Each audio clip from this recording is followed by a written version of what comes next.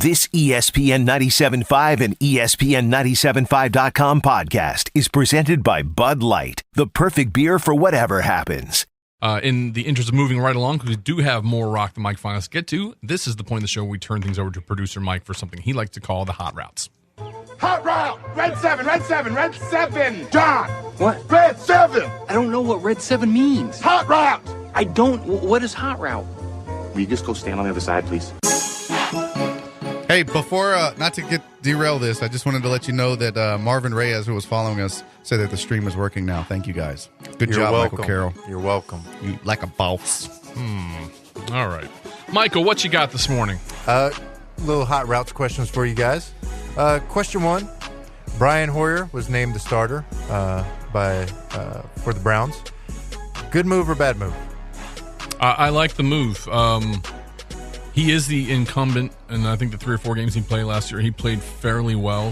He was 3-0 last year when he was healthy. Yeah, and given all the controversy surrounding Manziel, the impression that he hasn't been taking it seriously, hasn't been working as hard, and frankly didn't do anything to unseat it. I mean, you would deserve the job if you clearly beat out the other guy and you're the incoming guy, but he didn't do that. No, Johnny Fingerball has not had a good preseason so far. Nope.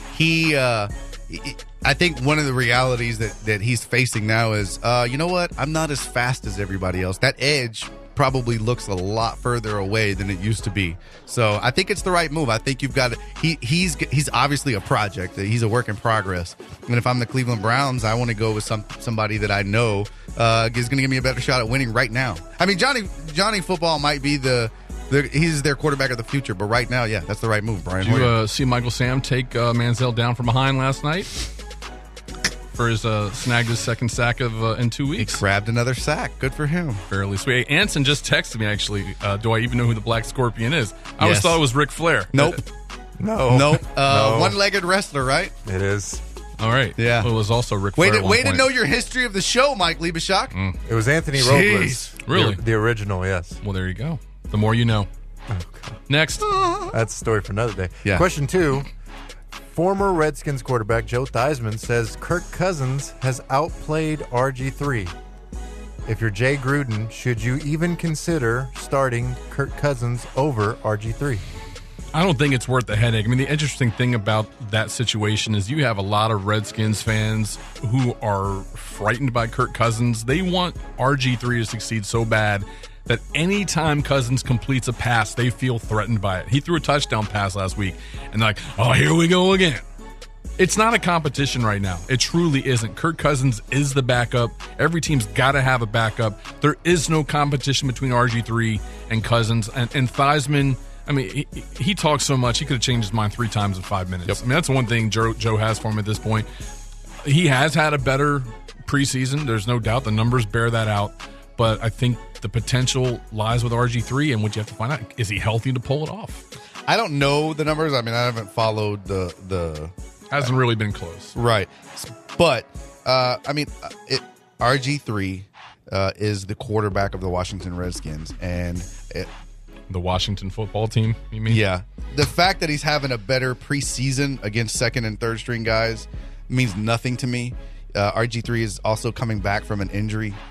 He is still fine. He's just now playing without the brace.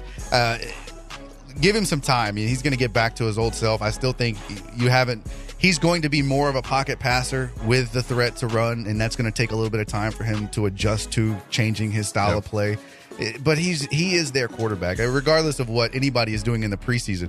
If Tom Savage is completing more passes at a better clip than Ryan Fitzpatrick, is Tom Savage supposed to be the starter? And they're hanging on to this comeback win Cousins had over the Ravens 2 years ago. He wasn't that great last year when he played, so they just need to be quiet, shut up, and relax. Next. Question 3. Are the Cavs, now that the Kevin Love deal is finally official, it's finally gone through, are the Cavs your favorite to win the NBA championship next year? Not yet, not for me, because I still like San Antonio. The thing about Kevin Love is, as good a player he's been doing it in Minnesota with no pressure. He's never had to perform in postseason situations. He hasn't had a stressful moment really in the NBA yet. Every win they've had to get is, well, are we 12 or 13 games under 500? He hasn't really had that moment yet. So we'll see. I think you'll be all right. But I still like San Antonio at this point. Yeah, I agree. I think San Antonio or OKC has a better opportunity at this point because you still got to gel. That team still has to come together, and that's going to be a work in progress. You've got the best player on the planet. Sorry, second best player on the planet behind James Harden. And you've got Kevin Love, but I still think it's going to take some time. It's a young team. It's probably going to take them a little longer to gel than it did in Miami when it was more of a veteran team to begin with. So no, I think they're my favorite to win the East, but not necessarily the NBA championship. Do you like how I'm laying down, by the way? That said, they'll probably win the whole thing. We'll see. Okay. Well, a bonus question real quick. Yeah. How long before the T-Wolves see the playoffs again? Now that they have Wiggins. Well, and they have Rubio. They'll probably win the whole thing. Obviously. I think there's more of a problem than talent out there. I mean, that's just an organization spinning its wheels out there, and I don't see anything happening with them. I think it's going to be a while. They have a couple more number 1 draft picks probably coming their way over the next few years. 4 years. 4 years? 4 years. So for them to make the playoffs? Yeah. I have no in the West? Nothing to 4 You're years. going to have to need teams to fall badly. Yeah, that's going to take some doing. Give the Rockets some time. Give them time. All right. Question 4.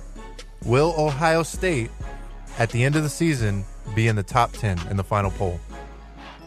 I don't think so. I don't think it's going to be as bad as some people think. I mean, their schedule isn't that tough. There's 3 difficult games. I think they're probably a 2-loss team. The thing is about Urban is that it's not like he is recruiting stiffs. He's got a good quarterback behind Braxton, and with Kenny Guyton gone, the kid's probably never had any game experience. So I think the rest of that team has enough talent to carry them to maybe a 2-loss season, might be a fluky 3rd loss. But no, they're not going to be anywhere near that final, I don't think. Yeah, if you're saying they've got to be better than teams like Baylor, Stanford, Wisconsin, LSU, US, that's a big loss. And then like Mike was saying, yeah, they recruited well, but still, if you lose one of the best players in the sport, it's going to affect you.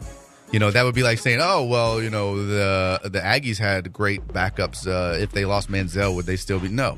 And I think that's the same case here. Plus, you've got teams like Baylor and Georgia that are waiting to take that spot from them in the top 10. So, no, I don't think they'll finish in the top 10. Top 20? Yes, definitely. Yes. I would hazard to say top 15. Okay. I could see that. I mean, I think that's probably about where between 14 and 17, something like that. I could see them finishing there. Okay. Question 5. 82 NFL players were polled, and 18% said that they wouldn't want to get into a fist fight with Ndamukong Suh. Who is the scariest player in the NFL?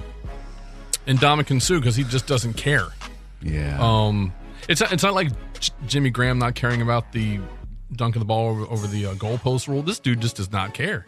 The other, are we talking strictly fistfights or overall fear? Because Brandon Merriweather is another guy. I don't want to be anywhere near him because he almost took Torrey Smith out last night. You know what? As far as fighting, maybe Ndamukong you didn't see it last night. It was Sue.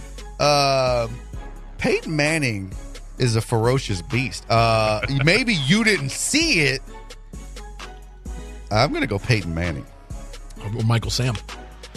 You're so wrong for that. I would probably say, the scary thing about fighting anybody is it's not how big they are necessarily, and having followed MMA and being around so much taught me that. But if you're not scared to fight or get hit, or if you're not scared of the consequences, that's the scariest person to fight. If you're in the training, and that's Ndamukong Suh. He literally doesn't care about anything. Because I don't give a yeah. Hey, who was that guy? He sounded sexy. Wait a second. So if you're at the training table and there's one little Debbie Star Crunch left, and it's you and Randy Bullock, aren't you a little bit scared? As a recovering it's all about context. Yeah, I guess you're right. All about little Debbie context. Star. Now, if it was a Nutter Butter.